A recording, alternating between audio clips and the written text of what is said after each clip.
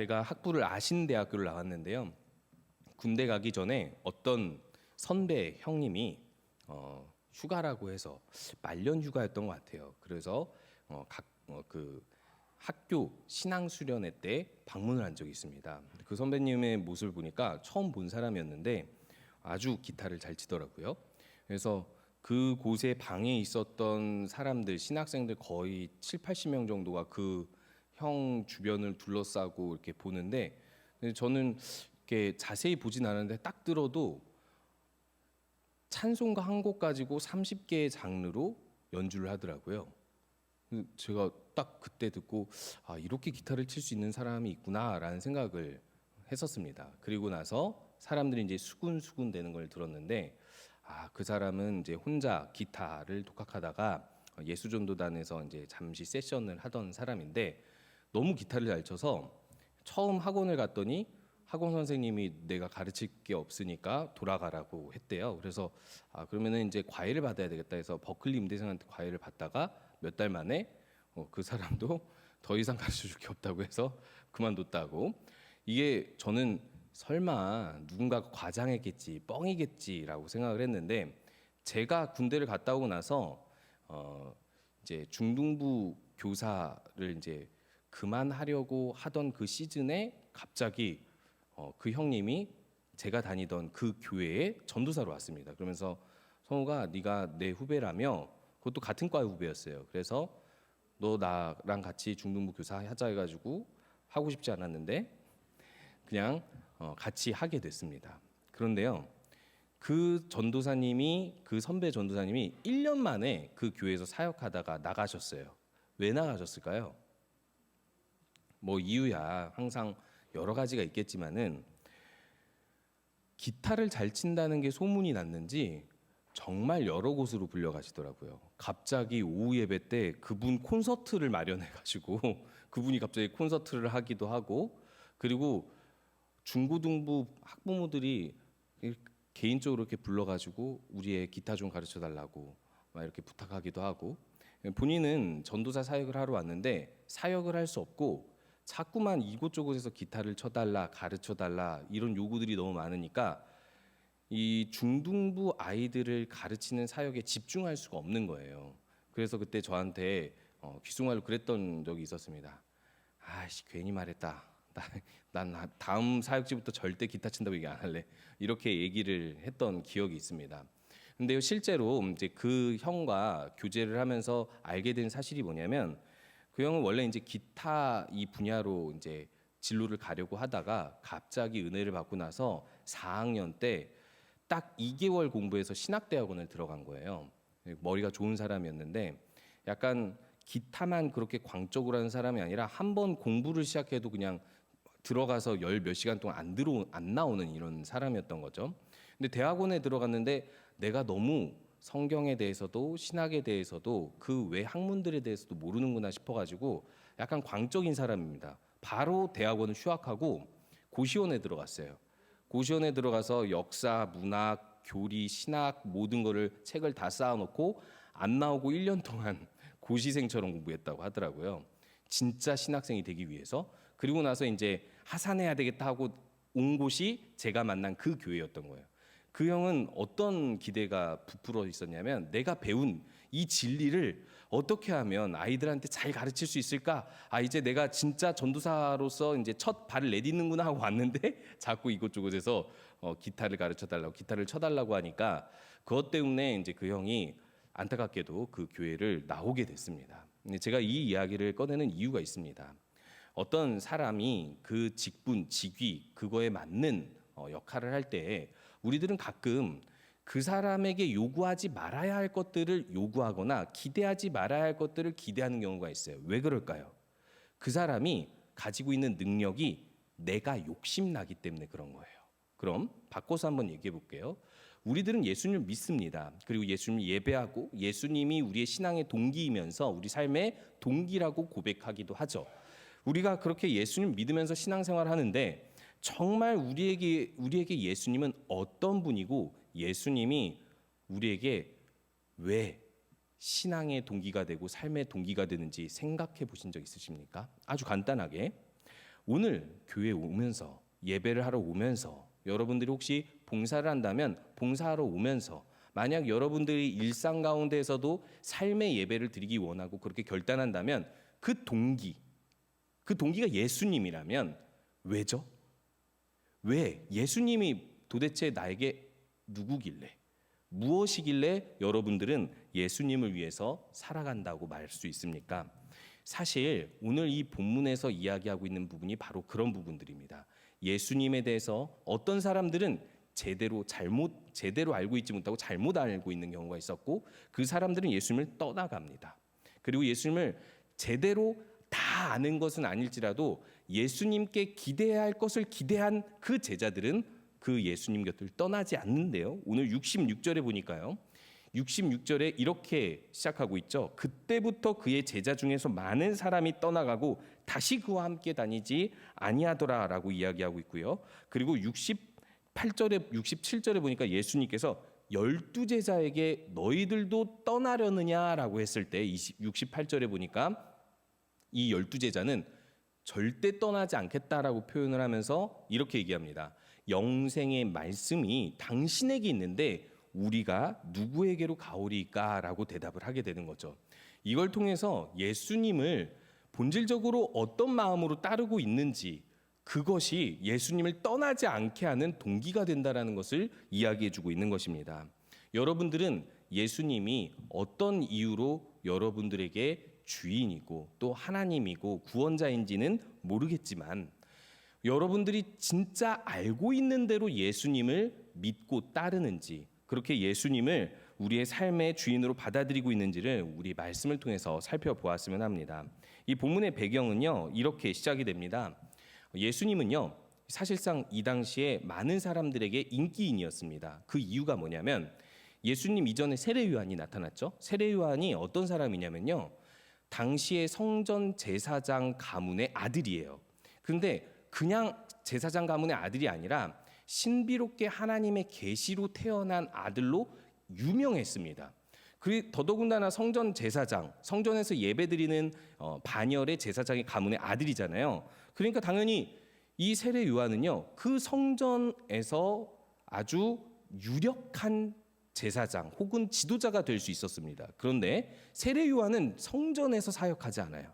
성전 밖으로 나가서 유대 광야 빈들로 나가서 아예 초기부터 거기서 사역을 하고 거기서 많은 사람들에게 죄 사함의 세례를 주기 시작하고 그 당시에 종교 지도자들마저도 당연히 이스라엘 백성들이 성전에 와서 죄 사함의 선포를 받고 이 신앙 교육을 받아야 되는데 많은 사람들이 세례 요한을 찾아 저 빈들로 나아가도 아무 말도 할 수 없고 아무 문제 제기도 할 수 없을 만큼 세례 요한은 당시에 많은 사람들에게 인기뿐만 아니라 인정받는 사람이었습니다. 그래서 사람들은 이런 의문을 제기했죠.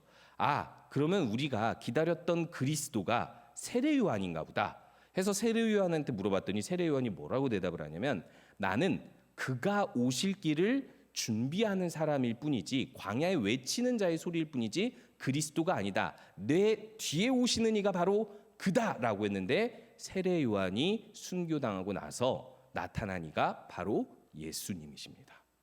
그리고 예수님은요 십자가에 못 박히기 전까지 너무 많은 인기를 누리거나 많은 사람들에게 왕으로 대접받을 수 없었기 때문에 십자가에 못 박혀 죽으셔야만 하니까요. 그렇기 때문에 예수님은요 자신이 메시아임을 자꾸만 감추려고 하셨어요. 그럼에도 불구하고 예수님이 사역하시는 것들이 뭡니까? 병자들 고치고 복음을 전하고 말씀을 가르치시는데 이 기존에 있었던 어떤 지도자들보다도 권위 있고 실제적이고 확실한 가르침을 주실 뿐만 아니라 예수님께서 귀신도 한마디면 내쫓으시니까 사람들이 이렇게 예수님을 생각하는 거예요. 사탄의 왕이 아니면 진짜 하나님의 아들이다. 이 사람들은 그렇게 추정할 수밖에 없는 거예요. 그러면서 많은 사람들이 그러면 세례 요한이 예언했던 그리고 성경에서 예언되었던 그리스도가 바로 이 예수님에게구나 하면서 예수님에게로 많이 몰려들고 예수님이 그렇게 인기인이 되기 시작합니다. 사람들은 예수님이 오면 그 예수님에게 무엇을 기대했을까요? 예수님께서 오병이어 기적을 일으키신 후에 혹시 오병이어 기적을 모르시는 분들이 있을까봐 잠깐 설명을 하면 오병이어는 5개의 떡과 물고기 2마리입니다. 5천 명이 예수님 말씀을 들으러 왔는데 그때 양식이 없어서 사람들이 굶주리고 있을 때 예수님께서 제자들에게 이 양식을 모아오라고 했더니 떡 5개라 물고기 2마리밖에 없어서 그것을 나눠줬더니 5천 명이 배불리 먹고 남게 되었다라는 기적이죠. 그 사건 이후에 사람들은요 예수님을 왕으로 섬기려고 했어요. 왜냐? 예수님이 진짜 하나님이 보내신 그리스도면 우리가 생각하는 것처럼 죄를 사하여 주시고 우리를 대신하여서 십자가에 못 박혀 죽으실 것이라고 상상한 게 아니라 지금 우리가 로마의 식민 통치 아래에 있는데 예전에 나타났던 성경의 위대한 인물들처럼 다윗이나 삼손처럼 강한 힘과 정치력과 어떤 용기와 믿음으로 이 로마로부터 우리를 해방시켜 주고 그리고 온 나라를 다스릴 왕이 되어줄 거라고 생각을 한 거예요. 실제로 예수님께서 보여주시는 것들이 다 그런 것들이잖아요. 병자를 고치고 죽은 자 살리고 귀신 내쫓고 아무도 할 수 없는 일들을 했는데 심지어 그 말씀을 가르치는 것마저 어떤 선지자보다도 위대하니까 사람들은 예수님을 그런 그리스도로 믿고 따르려고 했었던 거예요. 그래서 예수님께서는요 이때 그들에게 이런 왕으로 대접받기 싫으셔서 산으로 피합니다. 산으로 피했는데 이 사람들을 따돌리기 위해서 그 다음 제자들 먼저 배 타고 바다 건너 해놓고 무리를 건너갑니다. 얼마나 피하고 싶으셨으면 무리를 걸으셨을까요? 예수님께서 그렇게 피신했는데 피신해서 도달한 가버나움에 이 사람들이 내리 달려서 밤새 달려와서 예수님을 영접한 거예요. 여러분 그래도 예수님은 조금 잘못 알았다 하더라도 이 정도 열정이면 용서해 줘야 되는 거 아닙니까? 그들의 이 열정을 인정해 줘야 되는 거 아닙니까? 그런데 예수님께서 오늘 그들에게 팩폭을 날리십니다. 뭐라고 말씀하시냐면 이들에게 너희들은 표적을 보았기 때문에 나를 따르는 것이 아니라 떡을 먹고 배불렀기 때문에 나를 따랐다라고 이야기를 하고 있는 거예요. 여기서 말하는 표적이 뭘까요? 표적은요. 하나님께서 보내신 사람이라는 증거가 되는 기적이 표적입니다. 하나님의 사람이라는 이 표시를 나타낸다라는 뜻이죠. 그런데요, 표적과 다른 게 뭐가 있냐면 기적이 있어요. 기적이랑 표적이 뭐가 다르죠? 표적의 목적은 그 사람이 하나님이 보내신 사람이라는 것을 알려주는 목적이 있다면 기적은요, 그냥 어떤 사람에게 너무나도 좋은 신비스러운 일이 일어나는 거예요. 근데 예수님께서 말씀하시는 게 뭐냐면 너희들은 표적을 보았는데 오병이어의 기적을 통해서 표적을 보았는데 너희들은 나를 알려고 한 것이 아니라 나를 진짜 알려고 한 것이 아니라 너희들이 그때 먹었던 그 떡으로 인해서 먹고 배불렀기 때문에 나를 따랐다. 이게 떡이 너무 맛있었다. 배불렀으니까 다이어트 하려고 달려왔다. 아니면 배불렀으니까 앞으로 굶주리지 않으려고 예수님을 찾았다. 이런 뜻이 아닙니다. 이런 뜻이 아니라 그들은 이 기적을 맛보고 나서 예수님을 본 게 아니라 이 기적만 보게 된 거예요. 이 기적 너무 신기하다. 이 기적 계속 경험하고 싶다. 그러면 우리가 원하는 기적을 이룰 수 있으려면 이 사람 붙잡아야 된다라고 생각을 했다라는 것이죠. 예수님이 우리에게 진짜 하려고 한 일에 대해서는 관심이 없고 예수님이 우리에게 무엇을 주실 수 있는지는 관심이 없고 오로지 기적만을 바라고 예수님을 찾아왔다라는 거예요. 탐욕적으로. 그래서 예수님께서는 그들에게 이 말씀을 하시는 거예요. 너희들은 표적을 보았기 때문에 온 것이 아니라 떡을 먹고 배부르기 위해서 왔기 때문에 썩을 양식을 위하여 일하지 말고 영생을 주는 그 양식을 위하여 일하라고 예수님께서 말씀하고 계시는 것입니다. 맞습니다. 이들은 예수님을 잘못 알았습니다. 예수님에 대한 기대가 잘못되었습니다. 예수님은요 단순히 사람들에게 기적을 보여주시고 사람들을 만족시키기 위해서 오신 분이 아니라는 거예요. 예수님께서는 우리에게 진정 주기 원하셨던 건 죄사함과 영생의 길을 알려주시고 또 영생을 영원히 주심으로 인해서 우리의 삶을 풍성하게 하시려는 것이거든요. 그런데 나중에 예수님께서 이 설교가 다 진행이 되고 나서 나중에 오늘 읽은 말씀 여기서 예수님을 따랐다고 하는 그 많은 제자들, 12제자 외의 제자들을 이야기합니다. 일시적인 제자들이었겠죠. 사실 마태복음에서는 무리들이라고 표현할 만한 제자의 자격이 없는 자들이지만 요한은 제자라고 표현합니다. 그리고 이 제자들이 예수님을 많이 떠났다라고 이야기합니다. 왜 예수님은 이들을 떠나게 만들었을까요? 떠나게 만든 것이 아니라 이들이 마음속에 예수님을 바르게 알지 않고 예수님을 다른 목적으로 따르면 반드시 예수님을 떠나거나 예수님의 사역을 방해할 것이라고 생각했기 때문에요. 그렇기 때문에 예수님께서는 말 그대로 팩폭을 날리신 것입니다. 왜 너희들은 나를 따르냐? 여러분들은 예수님을 왜 따르십니까? 왜 예수님이 좋으십니까? 우리가 저번 주에 광야의 만나에 대한 설교를 들었죠. 하나님께서는 우리에게 반드시 복을 주시는 분이시고 그 영원한 복을 허락해 주시기 위해서 우리가 그 하나님 나라 예비하신 그 복으로 들어갈 수 있도록 우리에게 광야 길을 걷게 하시는 분이라고 했어요. 그런데요, 하나님은 광야 길만 걷게 하시는 분이 아니라 그 아무것도 없는 환경에서 하나님밖에는 도움을 구할 데가 없는 바로 그곳에서 우리를 낮추신 다음에 하나님만 주실 수 있는 만나, 그 기적을 주신다라고 이야기했어요. 그렇기 때문에 우리들은 이걸 간과할 수 없습니다. 하나님께서는요, 우리에게 영생을 주실 뿐만 아니라 우리가 살아가는 삶 속에서 모든 어려움 가운데 도움의 손길을 주시는 분이세요. 하나님만 주실 수 있는 그 기적, 신비로운 은혜들을 우리들에게 반드시 주시는 분입니다. 그런데요, 하나님은요, 그걸 보라고 주신 게 아니라는 거예요. 그것만 보라고 주신 게 아니라 하나님은 성품이 그러하기 때문에 그것을 주시는 것이고, 그것들을 통해서 무엇을 알라고 하시는 거냐면 영생을 주시는 하나님, 우리가 이런 영생을 받을 자격이 없음에도 은혜를 여전히 베푸시는 하나님을 바라보고 그 하나님이 동기가 되어서 그 예수 그리스도가 동기여서 우리가 삶을 살아야지만이 주님을 떠나지 않을 수 있다라고 이야기하는 것입니다. 사탄이 예수님을 어떻게 시험하는지 아십니까? 하나님의 베풀 수 있는 좋은 은혜들로 시험해요. 돌을 떡이 되게 하라. 하나님이 베푸실 수 있는 기적이잖아요. 성전 꼭대기에서 뛰어내려라. 하나님께서 자신의 천사들을 보내어 너의 발이 돌에 부딪히지 않도록 보호하시리라. 너무나도 좋은 말씀 아니에요? 시편에 있는 말씀인데, 사탄은요, 하나님께서 주실 수 있는 그 수많은 은혜들로 우리가 본질적으로 예수 그리스도를 통해 받을 수 있는 영생의 은혜를 잃어버리게 만드는 것이 본 목적이라는 것입니다. 그렇다면 우리가 예수님을 사랑하고 예수님을 따르고 예수님 위에 살 때 그 우리 마음 속에 있는 예수님을 향한 마음이 무엇으로부터 오는지를 스스로 돌아봐야 된다라는 것입니다. 그러면서 이제 예수님을 떠나지 않은 제자들이 왜 떠나지 않았는지를 예수님의 설교를 통해서 우리 함께 들여다보려고 합니다. 예수님께서는 이후에 이렇게 말씀을 하십니다. 이들이 이런 요구를 하거든요. 당신이 그렇게 썩을 양식을 위하여 일하지 말고 썩지 않을 양식을 위하여서 일하라고 하는데, 그럼 우리한테 증거를 보여줘라.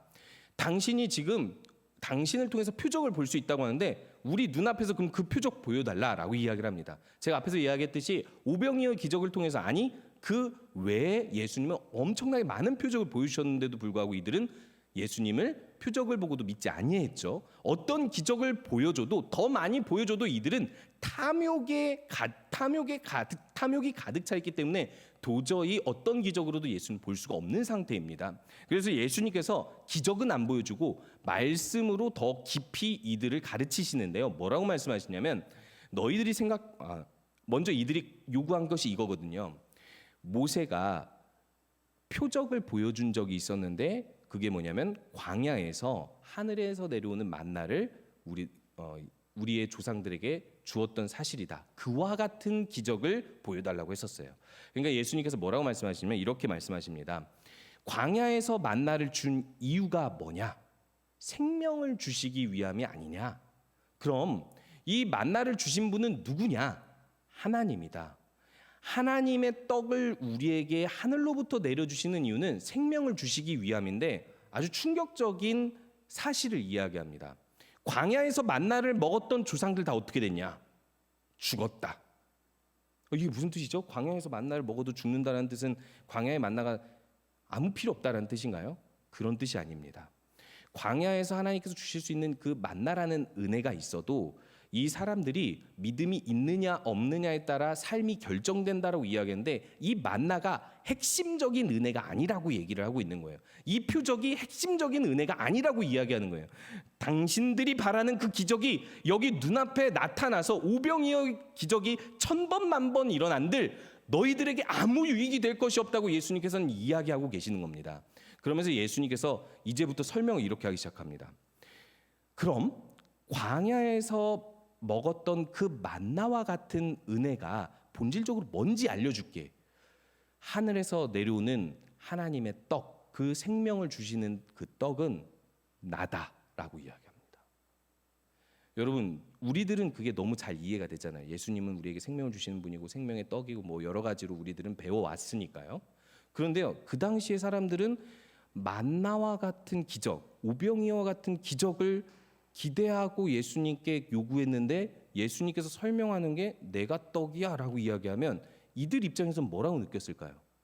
어떤 사람은 이렇게 느꼈을 수 있어요. 아, 기적을 행하기 싫으신가 보다. 기적을 안 보여줄라나 보다. 자신이 그 떡이라고 하는 것이라고 하는 거 보니까 뭐 줄 게 없나 보다. 더 줄 게 없나 보다. 사람들은 그렇게 생각했을 수 있습니다. 근데 예수님께서 여기서부터 설명을 어떻게 하시냐면 내가 생명의 떡이기 때문에 나의 살을 너희들에게 주어 너희들이 먹고 나의 피를 너희들이 마시게 되면 너희들은 영생을 얻게 될 것이다. 어때요? 여러분들이 예수님의 살과 피 이 단어가 혹시 익숙하시다면 이것이 별로 섬뜩하지 않을 수 있는데 아무런 배경 지식이 없다고 생각하고 내가 생명의 떡인데 내 살을 너희들에게 주고 내 피를 너희들한테 줄 테니 이것을 먹고 마시면 너희들은 영생을 얻으리라. 이 말은 이 사실 식인종이 되라는 뜻이거든요. 실제로 로마 시대에 기독교를 핍박했던 이유 중 하나가 기독교의 성찬식을 이렇게 오해해서 그래요. 사람의 살과 피를 빨아먹는 종교라고 어떤 사람들이 악한 유언비어를 이제 퍼뜨렸던 거예요. 그렇기 때문에 이 신흥 종교, 예수를 믿는다는 이 신흥 종교가 위험한 종교라고 이 로마 이제 그 국가에서는 판단을 내린 것입니다. 뿐만 아니라 유대인들이 예수님의 이 말씀을 듣기가 상당히 불편한데요. 잘 아시겠지만 창세기부터 계속해서 하나님께서 강조하신 율법이 있는데 생명을 소중히 여기라고 말씀하시면서 뭘 먹지 말라고 이야기하면 어떤 짐승도 핏째 먹지 말라고 얘기하고 심지어 제사를 드릴 때도 이 피를 내고 그 피를 뿌리거나 버리긴 해도 먹지는 않습니다. 절대 먹으면 안 돼요. 이러면 그 사람은 죽는 겁니다. 상당히 혐오스러운 행동이라는 거죠. 더더군다나 사람의 살을 먹는다는 것은 이 구약 성경의 사례들을 살펴보면은 상당히 야만적이고 잔인한 표현들이기 때문에 이것은 상당히 비윤리적인 어떻게 보면은 사람들로 하여금 더 예수님을 떠나게 만드는 가르침이라고 할 수 있는데 예수님 왜 이렇게 말씀하셨을까요? 우리는 정답을 알고 있어요. 예수님의 살과 피, 우리를 위하여 죽음으로 내어준 그 살과 피를 기념하기 위해서 예수님은 성찬식 때 이것을 제정하셨으니까 우리들은 이해할 수 있다 하더라도 예수님께서는 왜 이렇게 말씀을 하셨을까요? 이 당시에 12제자는 예수님의 이 말씀을 이해하지 못했습니다. 예수님께서 십자가에 못 박혀 죽으실 것이라는 이 말씀조차 이들은 듣고도 이해 못했고 그 말씀조차 나중에 예루살렘을 세 번째 들어갈 때 그 사역 3년 차 되어서야 아주 늦게 듣게 되기 때문에 사실상 이 제자들은 이 사실을 적용할 수가 없었어요. 그러면은 이 둘 중 하나로 적용할 수 있는데 진짜 예수님께서 어떤 실제적인 경험을 통해서 살과 피를 우리에게 내어주는 경우가 있을 수 있겠구나를 추측할 수가 있겠고요. 사람들이 이제 이걸 상상하기 싫었겠죠. 그리고 이것은 비유다. 예수님은 항상 비유를 얘기하셨으니까 이 살과 피를 내어준다는 건 비유다라고 한다면 사람들이 이렇게 받아들일 수 있습니다. 살과 피를 내어준다라는 뜻이 뭔지는 모르겠지만 어찌됐든 예수님의 입에서 나오는 그 모든 말씀 그리고 예수님의 가르침, 예수님의 모든 행적들이 마치 예수님의 이 살과 피를 상징한다라고 이야기하는 것이 아닐까라고 추정할 뿐이에요. 이들은 해석할 수 없었습니다. 그리고 나서 예수님의 이 가르침과 그들의 어떤 생각이 충돌하면서 여러 가지 논쟁을 하면서 오늘 말씀대로 66절에서 그때부터 많이 따르던 그 제자들이 예수님 곁을 떠나고 누구만 남게 되냐면 예수님의 12제자만 남게 되는 거예요. 그때 예수님께서 이렇게 물어보십니다. 너희도 떠나려느냐? 이 말은 너희도 지금 나로부터 떠나기를 원하느냐라고 물어보는 거예요. 예수님께서 이들의 이들이 이런 사실을 알고도 떠나고자 하는 마음이 있는지를 물어보고자 했었던 이유가 있겠죠. 왜일까요? 예수님께서 원하시는 것은요, 지금 다 깨닫지 못해도 이들이 예수님 곁에 머물러 영생의 은혜를 누리기를 원했던 것입니다. 그런데요, 여기서 베드로가 이렇게 대답을 합니다. 주여, 영생의 말씀이 주께 있사오니 우리가 누구에게로 가오리까? 예수님이 물어봤던 건 떠나기를 원하느냐예요. 그런데 이 베드로가 대답할 때는요, 누구에게로 가오리까로 대답을 합니다. 그 누구도 영생에 관련된 말씀을 우리에게 들려줄 수 없습니다. 예수님 외에는 없습니다. 우리는 다 이해 못하는데요, 그저 그냥 예수님이 우리에게 영생의 말씀을 들려줄 수 있다는 사실 하나 때문에 아무리 어렵고 이해하지 못하고 내 눈 앞에 당장 기적을 보지 못한다 하더라도 주님께 붙어 있겠습니다라고 고백을 한 거예요. 여러분들이 이 교회에서 예수님을 떠나지 않을 수 있는 유일한 이유는요, 이겁니다. 교회를 떠나는 사람들의 이야기를 사역하면서 많이 듣게 돼요. 정말 별의별 이야기가 다 있습니다.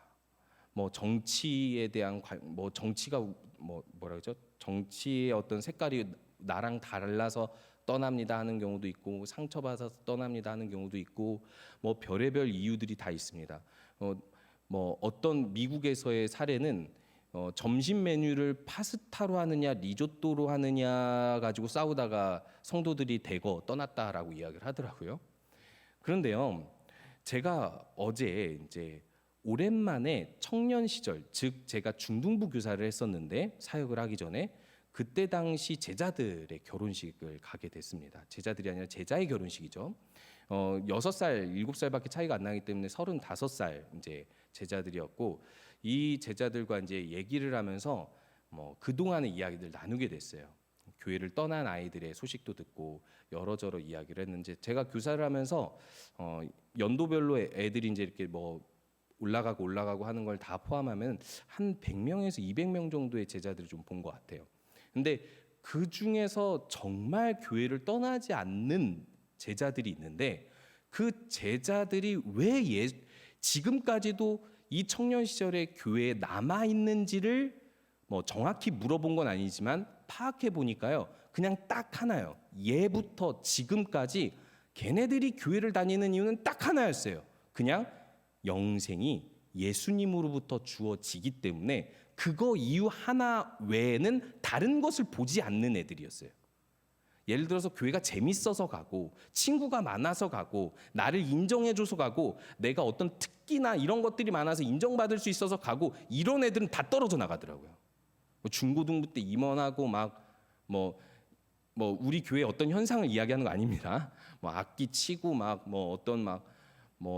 그때 당시에는 막 문학의 밤도 1년에 한 번씩 했었는데 막 그렇게 하면서 여러 가지 자신의 능력과 은사들을 뽐냈던 아이들은 흔적도 없이 떠나갔어요. 그런데 마음속으로 드러내지는 않아도 항상 그 자리를 지키면서 오직 하나님만이 나의 소망이고 영생이라는 사실을 기억하고 지내는 그 아이들은 절대 떠나지 않더라고요. 그런데요, 이 재밌는 사실입니다.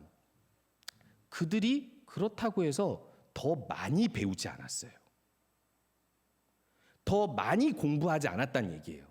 더 많이 예수님을 자세히 알고 어떤 신학 공부를 하고 성경 1독을 하고 10독을 하고 그런 애들이 아니라는 거예요. 지식이 많아서 더 많은 훈련을 받아서 남아있는 것이 아니라는 겁니다.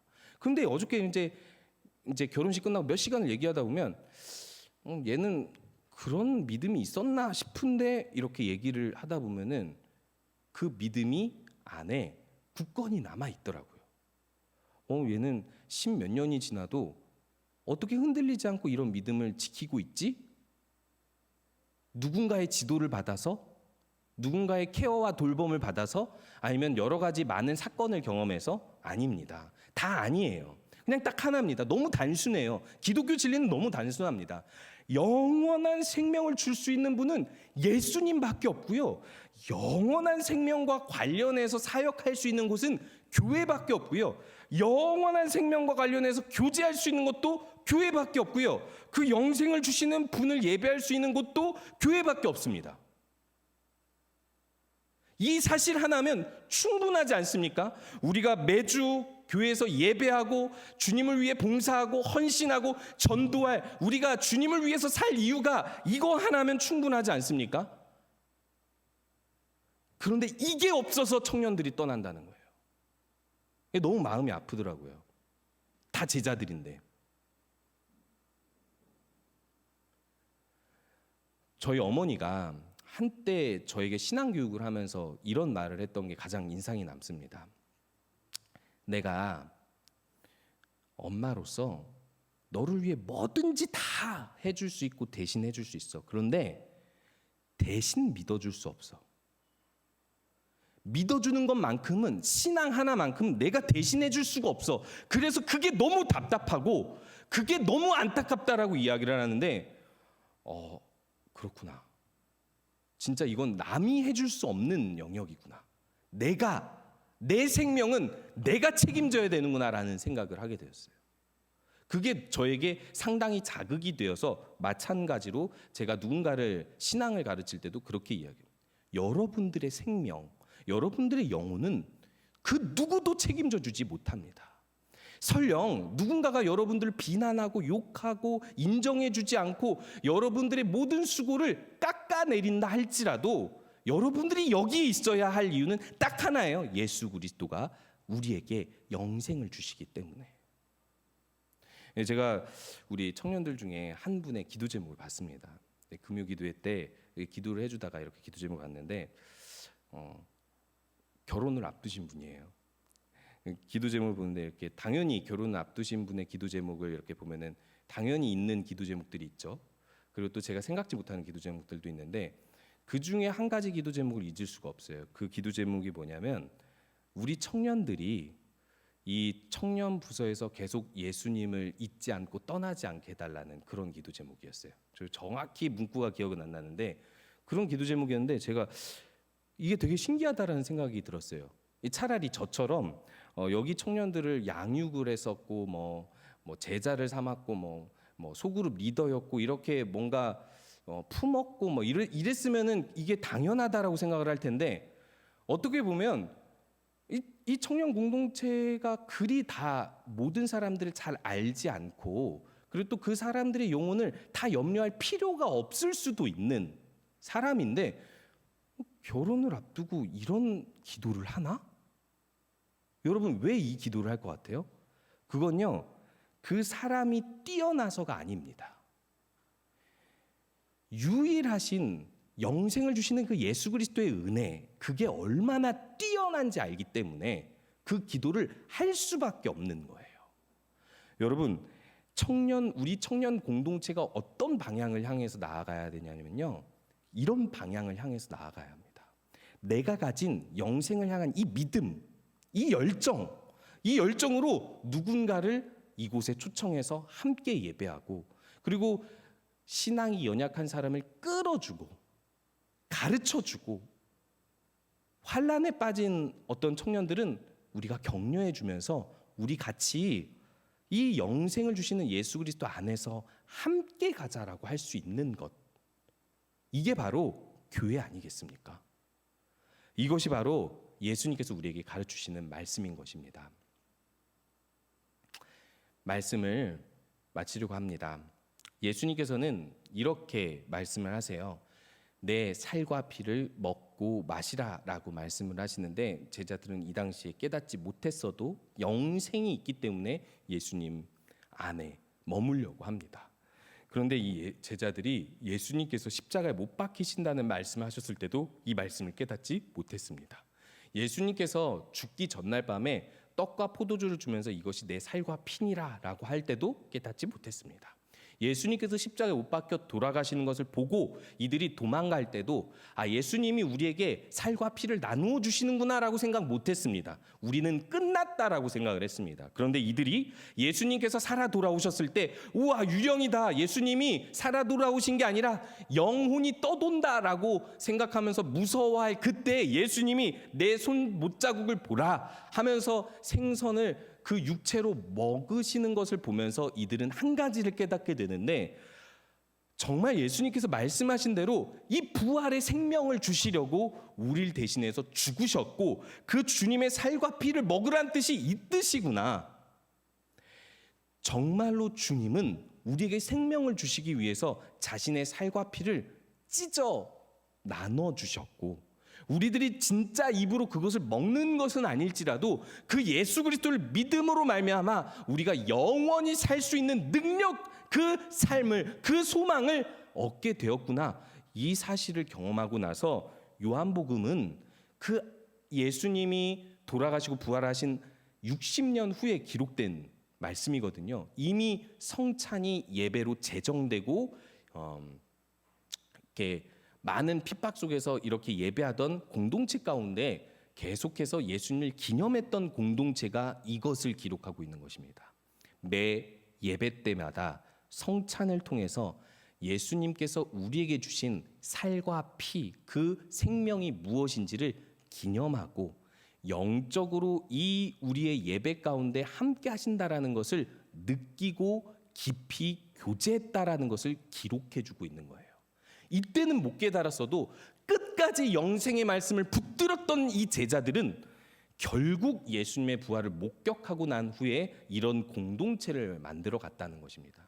여러분, 예수님과 그 영생을 주시는 예수님과 깊이 교제하고 계십니까?